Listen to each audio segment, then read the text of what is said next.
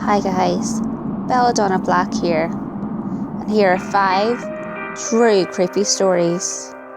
So, turn off the lights, get comfortable, and let's begin. Number 1. When I was about 8 or 9, we lived in the house that my father built for us in the middle of nowhere, Indiana. My parents owned a small business that often brought clients to our remote little homestead. And over the years, we met some rather odd people. One such person was a strange man that gave me the heebie-jeebies as soon as I saw him. He arrived at our home in a black car with tinted windows, wearing all black with a black hat and dark sunglasses. His demeanour was very strange, and he was very interested in our black Persian cat named Mercedes. Nevertheless, he left after his consultation with my parents, but later at dinner, everyone admitted that he set them on edge. That night, Mercedes came down very ill. A few days later, after an illness the local vet couldn't diagnose, that included the cat vomiting up gobs of what appeared to be black tar, Mercedes died. In her final moments, she would swat and hiss at something in the air. I'll never forget the chill I got when she took her last breath. After this, many strange things began happening around our home. We'd find footprints in the snow that started and stopped out of nowhere. Noises in the middle of the night. The wallpaper would be torn halfway up the walls. My mother, who has always been somewhat of a sensitive person, claimed to start seeing demonic creatures around the house and became rather withdrawn. I had asthma, but had been a long while without an attack. Soon after all this began happening, I started having episodes again. I was very sick one night, so I slept on the floor next to my mother's side of the bed in my parents' bedroom. Under their bed and around were a bunch of boxes, family photos, wrapping paper, etc. Things that we'd been meaning to store elsewhere. In the middle of the night, I had a particularly bad asthma attack. I heard my mother waking up and screaming, "Get away from her!" and trying to get to me. Every box from under the bed and around the room had been stacked between where I lay on the floor and my mother's side of the bed, preventing her from getting to me. She finally reached me and gave me my inhaler, and she cried all night. She never told me what she saw that night, but strange things continued to happen for several more months. We had the house blessed and tried everything we could. Eventually, the activity started to slow. My brother and his family live in the house now, and they hear unexplainable sounds every so often, but nothing like what happened that winter. I grew up to be quite a skeptic, but I still can't explain what happened that year. I just tell myself it was all in our heads. Number 2. Not really a scary story, just really unexplainable. The details are a little hazy.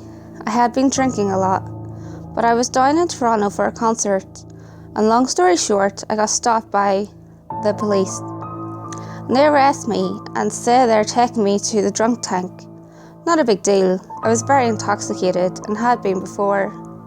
I passed out in the back of the car. Forgot to mention it was an unmarked car. And they wake me up, and we're at some building that looks somewhat like a warehouse, not the police station. Anyways, we get inside and it's like a hospital. The cops leave me there, and people come up and start taking blood, but like weird amounts more than you normally would take. Still not worried at all, because I'm absolutely shit-faced at this point. But then it gets weird. The nurse-looking people led me into the bedroom where I guess I was supposed to sleep, and some bouncer type guy slams me on the floor, throws me into bed and straps me there, like 7 or 8 straps across my body. At this point, I start going apeshit, left alone in some pitch black room, strapped and unable to move. Anyways, I pass out, and here's where it gets really weird. I wake up in these bushes beside Burger King. I didn't get robbed, still have my phone and my wallet, with $15 in it. It boggles my mind to this day. I have no idea what happened. My friends think I was drugged, but I don't know. I swear it was real. Number 3. 6 years ago, when I was 19, I was staying the night at my 2 best friends' house. All 3 of us were sleeping on the bed, and I woke up in the middle of the night. There was a girl, around 6 or 7 years old, standing at the foot of the bed, looking at us. I was so freaked out, I just kept looking back at her. I was too scared to do anything. She slowly faded away.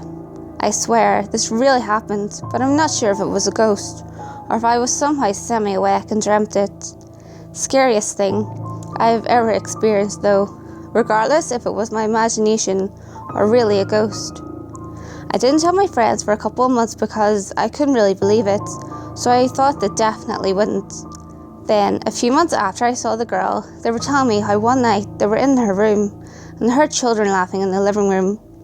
They went to their bedroom door to listen, and when they got to the door, there was a loud thunk on it, like someone hit it.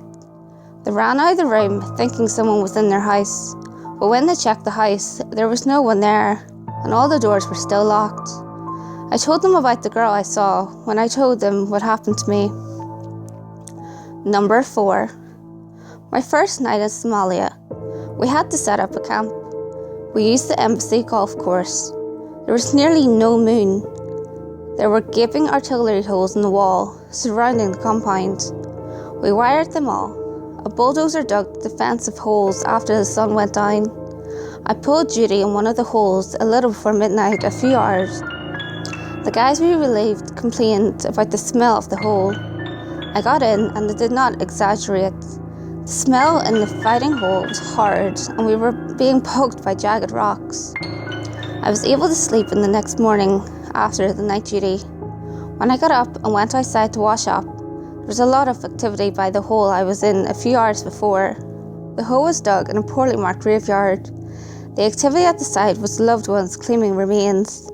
The smell, decomposition, the jagged rocks, bone shards. Number 5. Many interesting things have happened to me and my family, but this one never fails to make my palms sweat and eyes tear from fear. This particular one is my aunt's story and is 100% real.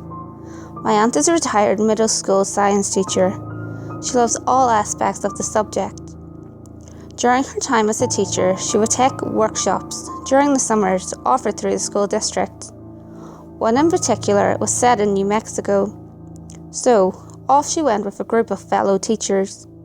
One night, after an exhausting day of field studies, my aunt and her group were headed back to their hotel near Roswell.